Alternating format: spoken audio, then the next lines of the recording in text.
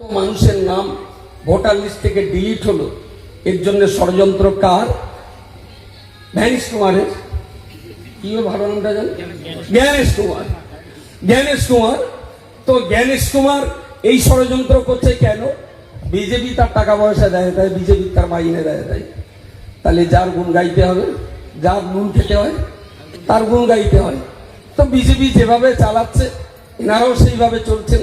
তাহলে যে বিজেপি ষড়যন্ত্রের কারণে 90 লক্ষ মানুষ আজকে যাদের নাভিশ্বাস উঠেছে, এই 90 লক্ষ মানুষের নাম পুনরায় জায়গায় ফেরাবার জন্য ভাই আপনার কি ক্যাপাসিটি আছে, কি প্ল্যান আছে আপনার হাতে, কি সিস্টেম আছে আপনার হাতে, কি নিয়ে আপনি মানুষের পাশে দাঁড়াবেন? মানুষের এই কঠিন পরিস্থিতিতে কি সাহস আপনি দেবেন? বললেন আমাকে আপনারা দিন, আমরা যা আছি তো ভালোই আছি, আর 199 জন হলে 200 পেয়ে যাব, মোটামুটি গোটা বাংলা আমরা দারুণ সুন্দর করে চালাবো, লোকে লোকারণ্য জনমানব শুনবে। আজীব তামাশা, আশ্চর্য রকমের তামাশা। এখানে যত মানুষ আপনারা রয়েছেন, আমি খুব খোলামেলা কথা বলতে ভালোবাসি, যদিও আমি রাজনীতির জগতে একেবারে আমার বয়স 1 বছর 1 মাস, 1 মাস আমার বয়স এখনো পুরো হয়নি। তো 1 মাস বয়স মানে আমি এখন নলে দুধ খাই, 1 মাসের বাচ্চা নলে দুধ খায়। তো এই নলে দুধ খাওয়া আমি বাচ্চা ছেলেটা, এই জগতের বাচ্চা ছেলেটা, আমি এই ভাষাটা তো বুঝি। দেশের রাজ্যের সুবিধা অসুবিধা ভালো মন্দ অনেক কিছু থাকতে পারে, আপনি দায়িত্ব নিয়ে বলতে পারবেন। আপনি, আপনার স্বামী, আপনার বাবা, আপনার মা, আপনার সংসারের 2-3টে বাচ্চা, এই 6টা মানুষের সব জায়গায় একমত হতে পারেন? কিছু মতানৈক্য, কিছু মতানৈক্য থেকেই যাবে। 6টা মানুষের একটা ছোট্ট সংসারে কিছু মতানৈক্য থাকতে পারে, কিন্তু দিনের শেষে এ বললো আজকে গোস্ত শাক রান্না হোক, মেজেরা বললো ডালের আলোচনা করা হোক, সে যেটা বললো ট্যাংরা মাছের বেগুন রান্না করা হোক। শেষ দিনের শেষে মা সুবিধা মতো দেখলো পটলটা এগুলো ভালো আছে, বেগুনটা যেন শুকিয়ে যাচ্ছে, তাহলে পটলটা আজকে থাক, বেগুনটা রান্না করি। মা তো চিন্তা করবেন সংসারে কোনো জিনিস যেন ক্ষতি না হয়, তাই না? মা চিন্তা করলেন আলু কাটা তো অসুবিধা হয়েছে, তাহলে আজকে যদি রান্না না করি কালকে আরো ক্ষতি হবে, তাহলে পচা আলুগুলো কেটে খারাপগুলো বাদ দিয়ে ভালোগুলো রান্না করি।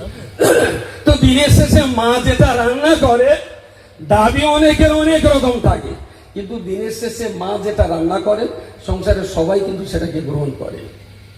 কেউ তখন আর বলে না যে আমি আমার নির্দেশ মতো রান্না হয়নি, আমি মোটে খাবো না। যারা দিদিকে নিয়ে এত মন্তব্য বক্তব্য পেশ করছেন, একটু মেহরবানি করে কি বলবেন লক্ষ্মীর ভান্ডার, স্বাস্থ্যসাথী, কৃষক বন্ধু আর এই ধরনের যতগুলো প্রজেক্ট আছে, খুব হিম্মতের সঙ্গে কি বলবেন এই জায়গায় দাঁড়িয়ে ফুলের মালা দিয়ে বরণ করা হবে যে আমি দিদিকে পছন্দ করি না বলে দিদির যাবতীয় পরিষেবা আজকে এখানে আমি ত্যাগ করলাম। তৃণমূলের যত পরিষেবা আছে, দিদি যখন খারাপ তাহলে দিদির মালজালগুলো কথা বলে দিদির মালজালগুলো খারাপ। তো দিদি যখন খারাপ, অভিষেক যখন খারাপ, দলটা যখন খারাপ, তাহলে এই দলের যে সুবিধাগুলো ভোগ করছেন এখানে একটু দাঁড়িয়ে একটা দিন সভা করে বলে দেন যে দিদি খারাপ, তাই দিদির মালও খারাপ, আমরা একটা কিচ্ছু দেব না। এখানে দাঁড়িয়ে বলুন, ভাববো যে বুকের পাটা শক্ত আছে, ভাববো কথার সঙ্গে কাজের মিল আছে। দিদি খারাপ কিন্তু দিদির মালটা খুব ভালো, শাওরি বিরাট বল কিন্তু শাওরির মেয়েটা বিশাল ভালো, শাওরি দারুণ বল কিন্তু শাশুড়ি মেয়েরা দারুণ ভালো। আরে ভাই, শাশুড়ির মেয়েটা যদি ভালো হয় তাহলে এই মেয়েটা যে গাছে ফলনও হয়েছে সেই গাছটাকে তো সকাল সন্ধ্যা শ্রদ্ধা করা উচিত, কারণ এই গাছটা যে ফল জন্ম দিয়েছে সেই ফলটা যদি ভালো হয় তাহলে এই ফলটা যে গাছ জন্ম দিয়েছে সেই গাছের সঙ্গে গাদ্দারি করা তার মানে চরম বিশ্বাসঘাতকতা করা। অনুরোধ করছি আপনাদের কাছে, এখানে অনেক মায়েরা আছেন, বোনেরা আছেন, ভাইরা আছেন, আর এই মায়েরা যারা আছেন অনেকগুলো মা, তো এই জন্য রাজনীতির বাইরে দাঁড়িয়ে আপনাদের জন্য আমার ছোট্ট একটা কথা, জীবনের সবচেয়ে বেশি সম্পদ আপনার কাছে আপনার সন্তান। বাপ কিন্তু সন্তান মানুষ করে না। সন্তান মানুষ করে কে? এখানে তো বহু বাপ আছে, কেউ একটা বলতে পারবে রাত্রিবেলা বাচ্চা কাঁথায় পেশাব করলে কোনো বাপ উঠে কাঁথা পাল্টে দেয়? হ্যাঁ, খাটের থেকে ওখান থেকে এসে এদার দিয়ে হাত দিয়ে ওর ওই মা ওর নোট বাচ্চাটা হিসু করে কাঁথাটা পাল্টে দেয়, কিন্তু নিজে কোনোদিন কাঁথা পাল্টায় না। পুরুষ মানুষ শুধুমাত্র সংসার পরিচালনার অর্থের যোগানটা দিয়ে যান, বাকি যাবতীয় রিস্ক, যাবতীয় দায়িত্ব মাকে পালন করতে হয়। তাই আপনারা যারা মা আছেন, আপনার গাড়ি বাড়ি জমি জলকর ভাটা সমস্ত কিছু চেয়ে আপনার কাছে সবচেয়ে দামি সম্পদ হলো আপনার সন্তান, আপনার ছেলে, আপনার মেয়ে। তাই গাড়ি বাড়ি জলকর ওসব যত্ন না করে সন্তানটাকে যত্ন সহকারে লেখাপড়া শেখান। একদিন যদি আপনার সন্তান লেখাপড়া শেখে, ওর জমি গাড়ি বাড়ি জলকর কিছুই দিতে হবে না, শিক্ষা দিয়ে ভালো মানুষ তৈরি করুন। আপনি মাথা উঁচু করে বাঁচতে পারবেন, আপনার সন্তানও মাথা তুলে বাঁচতে পারবে। সুযোগ বুঝে রাজনীতির বাইরেও এই কথাটা আপনাদের কাছে আমার ছোট্ট দাবি। আর শেষ কথা, আজকের এখানে যত মানুষ এসেছেন সবাইকে সালাম ও শ্রদ্ধা জানিয়ে বলছি, পশ্চিমবঙ্গের উপরে হিংস্র বাঘের থাবা। ভারত অন্য দেশের সঙ্গে যুদ্ধ করেছে, যত সৈন্য সেনা নামিয়েছিল এবারের ইলেকশনে পশ্চিমবঙ্গে তার চাইতে বেশি সেনা নামানো হয়েছে।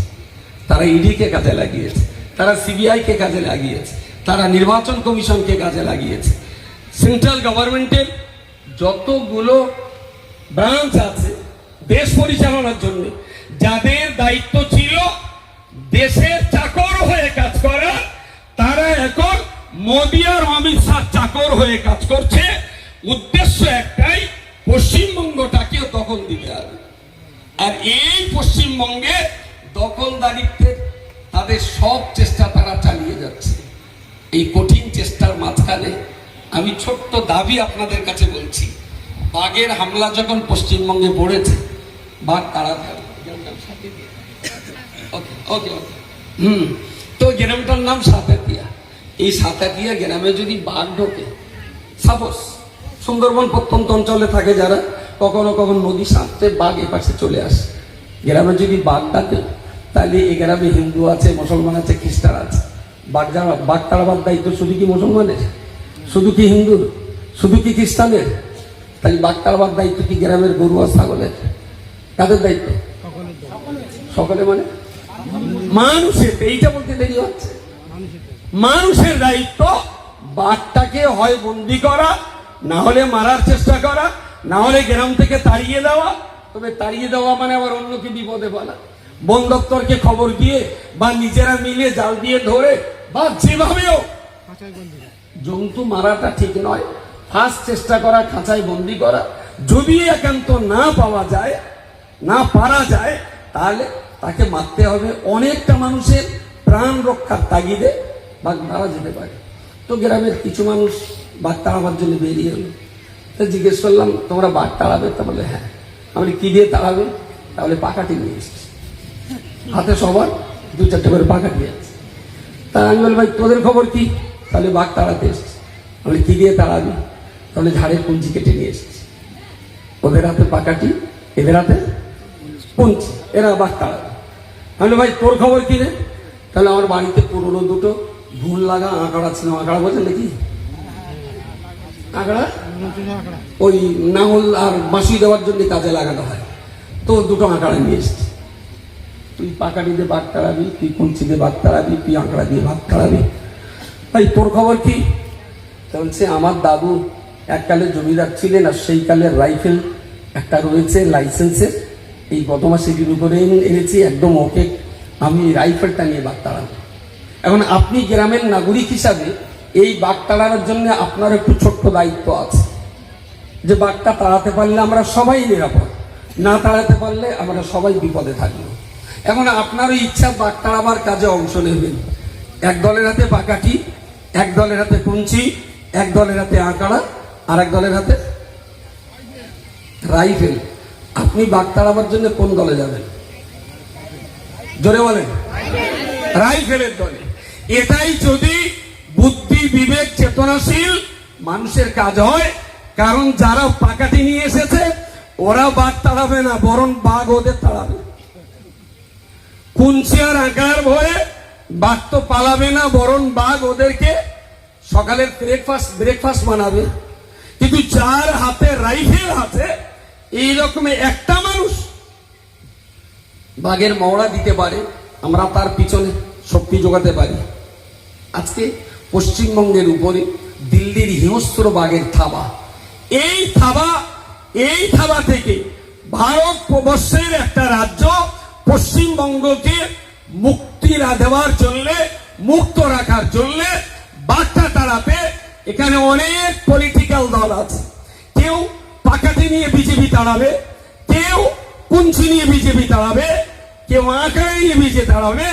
মমতা ব্যানার্জি বললেন আমার হাতে 213টা এমএলএ আছে, এই 213টা এমএলএ এবারে ইলেকশনে আরো কিছু বাড়িয়ে নিয়ে আমরা পশ্চিমবঙ্গ থেকে দিল্লির বাঘ এমন ভাবে তাড়িয়ে দেব, চরমেও তারা যেন পশ্চিমবঙ্গে আর কখনো রাজনীতি করার ইচ্ছা প্রকাশ করতে না পারে। আপনি গেলেন পাকাটির দলে, একবার জিজ্ঞেস করুন না, ভাই তুমি বাঘ তাড়াবে কি আছে? তাহলে আমার হাতে একটা বাঘাটি আছে, একটা পাটকাঠি আছে, আর 199টা হলে 200 হয়ে যাবে। আপনি পাট চাষ করেছো কটা? তাহলে 33টা খেতে 33টা পাট চাষ করে 199টা পাকাটির স্বপ্ন দেখছেন। তার মানে পুজো চায় চিত হিসুকি, এটা কি কখনো সম্ভব?